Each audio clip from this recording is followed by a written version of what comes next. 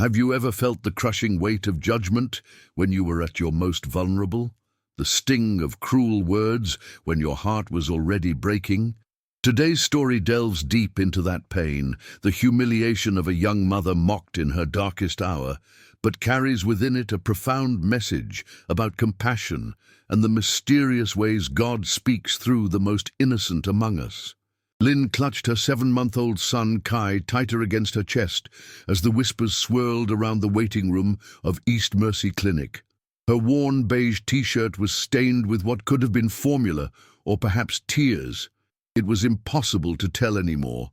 3 sleepless nights had left dark circles beneath her eyes, her black hair hastily pulled back in a messy bun that hadn't seen attention in days. The baby whimpered softly, his forehead hot against her neck. "Number 47, called the receptionist without looking up. Lynn rose unsteadily, her legs trembling beneath her. She'd been waiting for 4 hours, watching as others who arrived after her were called ahead. Each minute that passed felt like another grain of sand in an hourglass measuring her son's chances.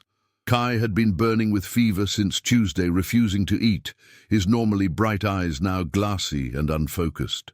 "That's us, little one," she whispered, pressing her lips against his downy head. "Just a little longer." The fluorescent lights buzzed overhead as she approached the nurse's station. The nurse behind the desk, her crisp white uniform a stark contrast to Lynn's disheveled appearance, looked up with a frown that deepened the moment she took in Lynn's appearance. "Name?" The nurse's voice was clipped, professional but cold. "Lin Wei," she answered, her accent thickening with exhaustion. "My baby, he's very sick. 3 days fever, not eating." The nurse, her badge read Rebecca Chen, tapped her pen against the clipboard. "Insurance card?" Lynn fumbled in the pocket of her faded jeans, producing a worn envelope. "I have emergency Medicaid application, still processing." Nurse Chen's perfectly arched eyebrows rose as she took the paperwork with the tips of her fingers, as though it might contaminate her. "Processing? So you have no current coverage?" "Please," Lynn whispered, aware of the eyes of other patients boring into her back. "My baby needs doctor." "And when was the last time you bathed this child?" Nurse Chen asked, her voice loud enough to carry. "Or yourself, for that matter." The waiting room fell silent. Lynn felt heat rising to her cheeks, shame burning through her exhaustion. I've been up 3 nights. No time to... Proper hygiene is essential for infant health," Nurse Chen continued, her voice carrying the weight of authority and judgment. "Perhaps, if you'd taken better care of basic needs, you wouldn't be here with a sick baby." A tear slipped down Lynn's cheek as she clutched Kai closer.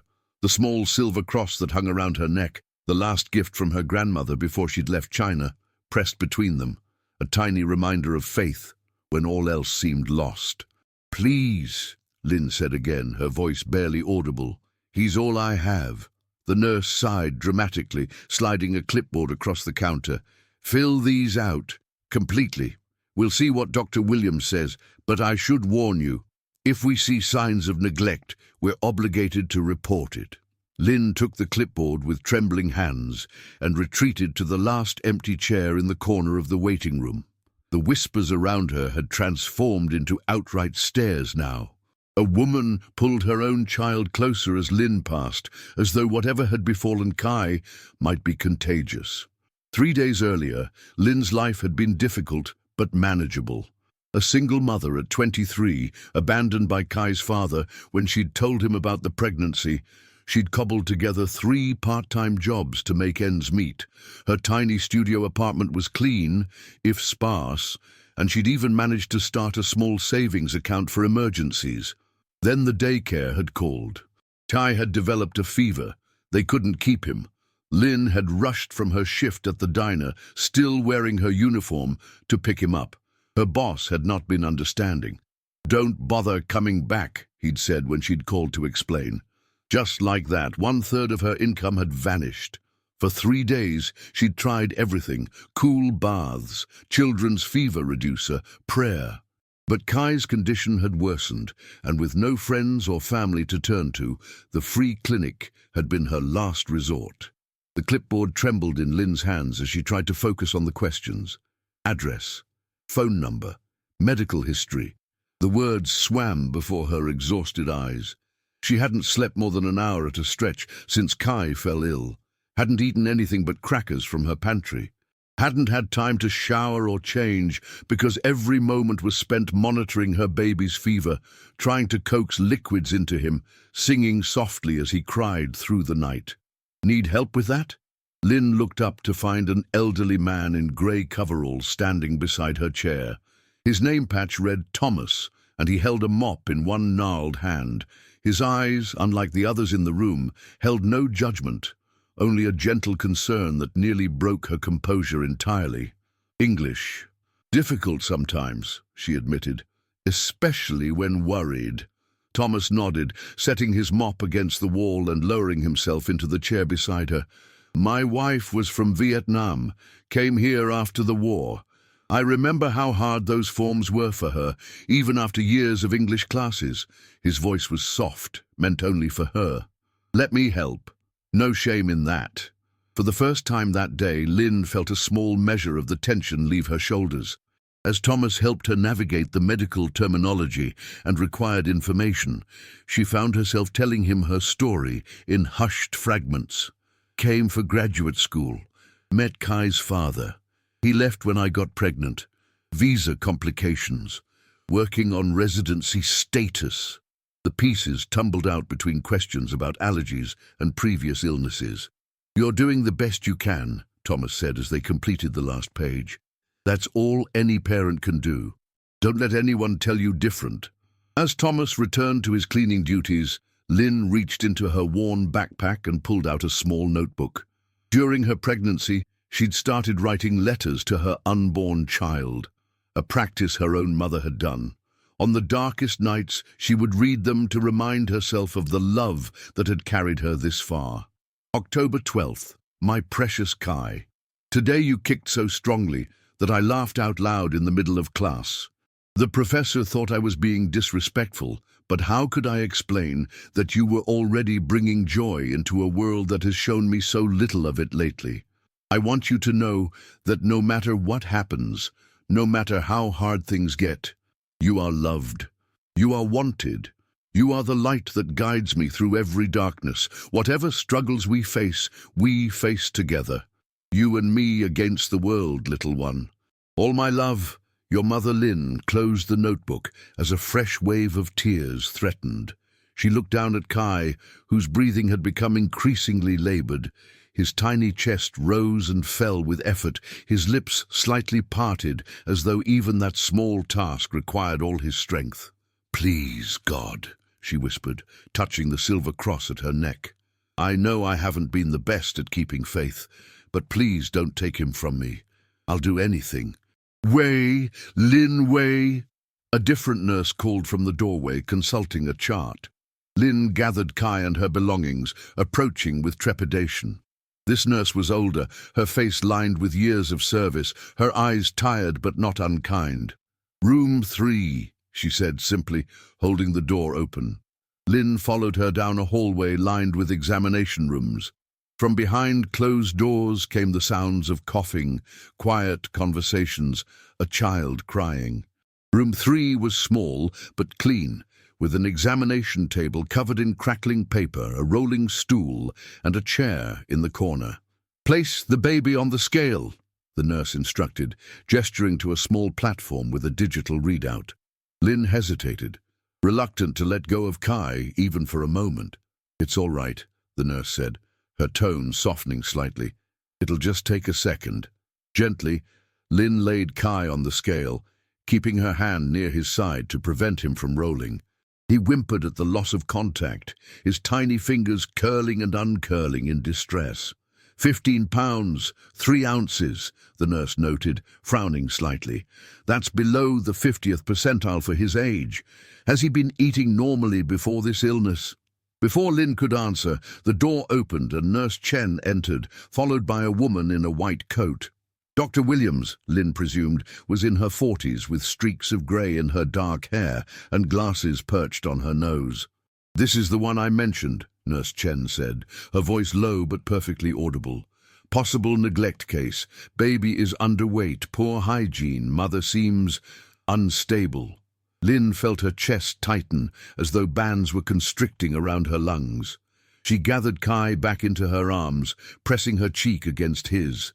"No, please, I love my son. I take good care." Dr. Williams approached, her expression carefully neutral.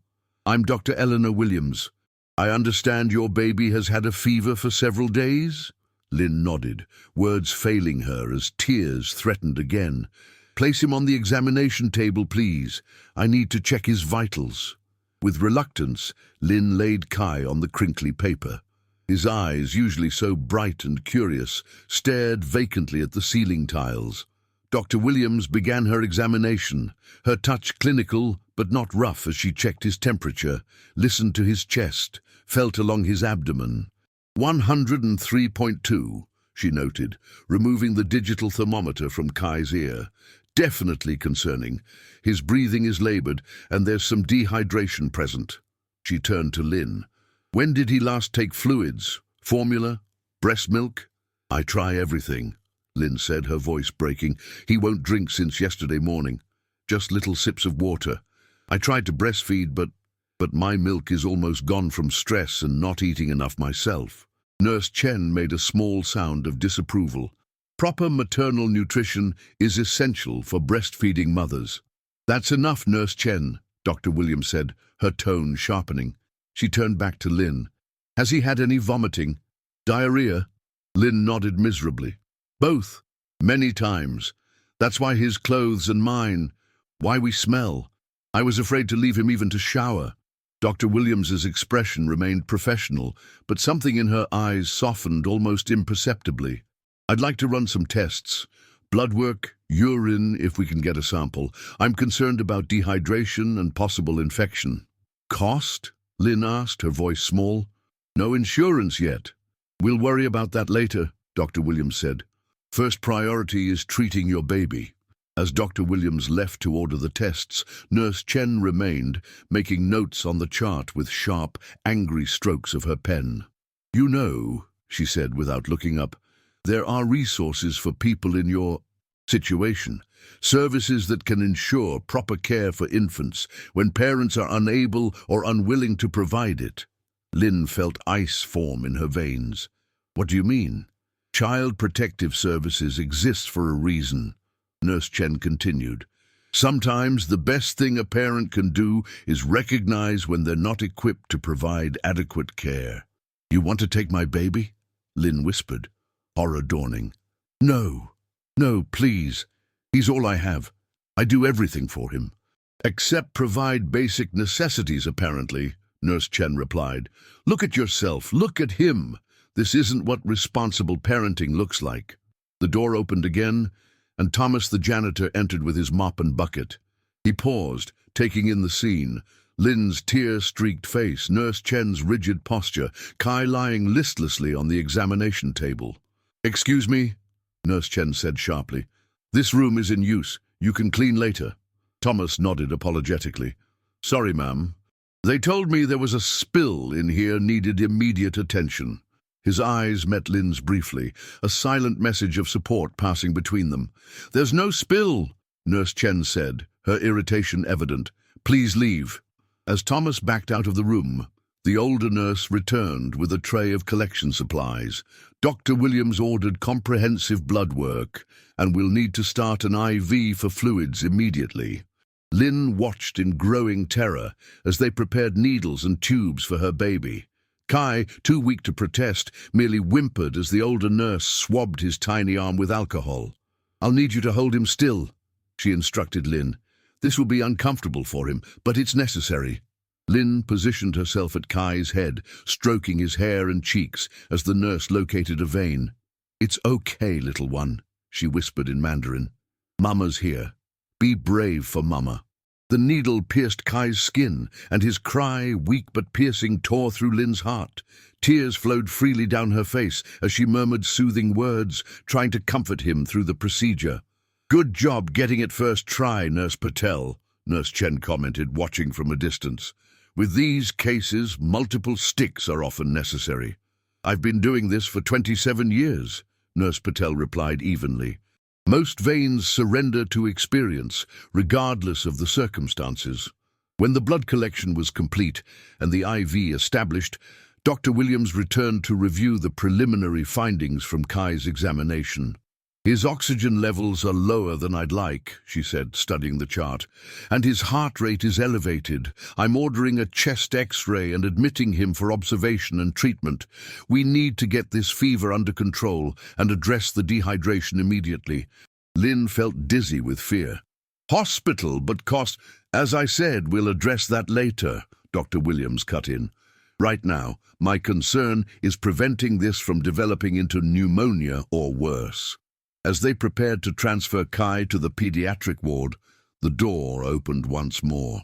This time a woman in a neat pantsuit entered, her expression somber as she surveyed the scene. Dr. Williams, I'm Sophia Martinez from Social Services. We received a call about a potential case of neglect. Lynn's world seemed to collapse around her. She reached for Kai, gathering him against her chest, despite the IV line now attached to his arm. No, she said, her voice breaking. Please, no. Nurse Chen stepped forward. I made the call. The mother and child present with clear signs of neglect, malnutrition, poor hygiene, inadequate care. The mother admits to being unable to provide proper nutrition. Ms. Martinez approached Lynn slowly, as one might approach a frightened animal. Miss Wei, I understand this is difficult, but I need to ask you some questions about your home situation and Kai's care. Please, Lynn begged, looking from face to face for any sign of compassion. I love my son. I work 3 jobs. 2 now. I lost one when Kai got sick. I never leave him alone. I use all money for his food, his clothes, his medicine. I just couldn't keep up these last days when he got so sick. The room fell silent, except for the steady beep of the machine now monitoring Kai's heart rate. Lynn felt the weight of judgment pressing down on her, crushing her beneath its certainty. These people with their clean clothes and well-fed children could never understand what it meant to choose between paying rent and buying formula, between a shower and 2 hours of desperately needed sleep. I think we've heard enough, Nurse Chen said into the silence. The facts speak for themselves. Lynn closed her eyes, a prayer forming on her lips. The silver cross at her neck seemed to burn against her skin, a reminder of faith when all seemed lost. In that moment of despair, she remembered her grandmother's words. Sometimes God speaks most clearly when we have no words left. And then something impossible happened. Kai, who had been listless and weak in her arms, suddenly stirred. His eyes, clouded with fever, focused briefly. His tiny lips parted, and in a voice that shouldn't have been possible for a 7-month-old infant, he spoke a single, clear word. Mama. The room froze. 5 pairs of eyes turned to the baby, who had now closed his eyes again, exhausted by the effort. Did he just... Nurse Patel began. That's not possible, Nurse Chen interrupted. Infants don't speak at 7 months. She must have been ventriloquizing or... Mama, Kai repeated, his eyes still closed, his tiny hand reaching up to touch Lynn's tear-stained cheek. Dr. Williams stepped closer, her scientific mind visibly struggling with what she had just witnessed. Precocious speech does occasionally occur, but this is remarkable. Ms. Martinez from Social Services stood silent, her clipboard forgotten at her side. I've worked in medicine for 22 years, Dr. Williams said slowly, and I've seen things that science struggles to explain. But regardless of how unusual this is, what's clear to me now is the bond between this mother and child. She turned to Nurse Chen. Cancel the CPS report. This isn't neglect. It's a mother at the end of her resources doing everything humanly possible for her child. But the regulations clearly state, Nurse Chen began. The regulations also state that we use professional judgment, Dr. Williams cut in. And my judgment tells me this child is loved and cared for to the best of his mother's considerable abilities. She turned to Lynn. Miss Wei, we're still going to admit Kai for treatment. He needs medical care for what appears to be a serious respiratory infection, but you'll be with him every step of the way." Lynn clutched Kai to her chest, fresh tears flowing, tears of relief, of gratitude, of overwhelming love. "Thank you," she whispered. "Thank you." As they prepared to transfer Kai upstairs, Thomas the janitor reappeared at the door. "Excuse me," he said hesitantly. "I couldn't help overhearing earlier. I spoke with the hospital chaplain about Miss Way's situation." He stepped aside, revealing a kind-faced woman behind him. "Hello, Lynn," the chaplain said warmly. "I'm Reverend Grace. Thomas told me you might need some support. The hospital has emergency funds for families in crisis, and we maintain a small apartment for parents who need to stay close to their children during treatment. Would that help you?"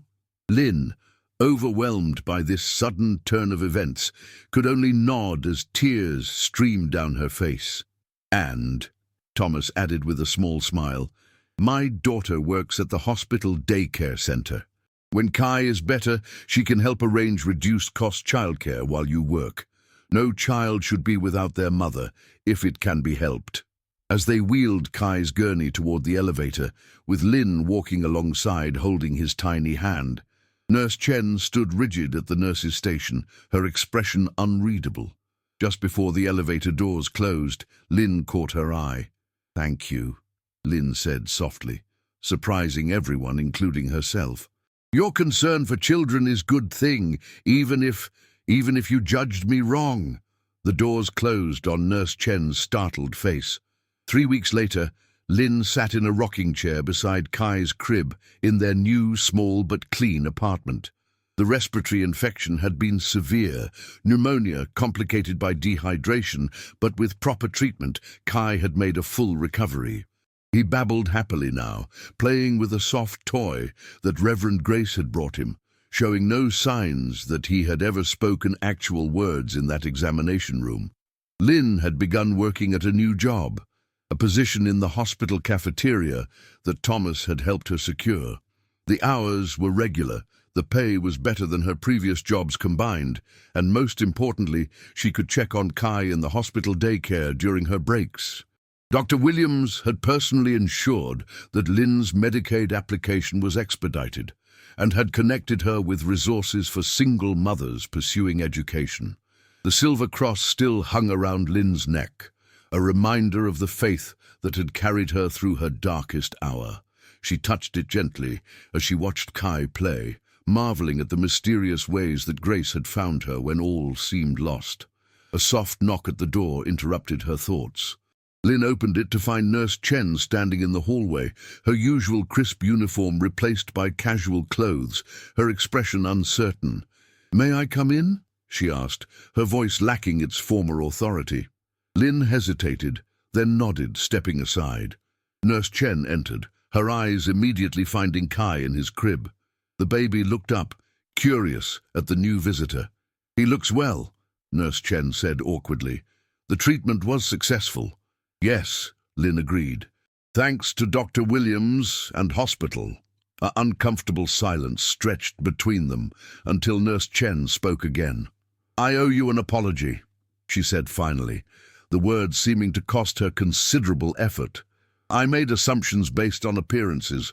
I forgot that circumstances don't always reflect character." Lynn studied the nurse's face, seeing for the first time the humanity behind the professional mask. "Why did you come today?" Nurse Chen reached into her purse and withdrew a small envelope. "I started a collection among the staff.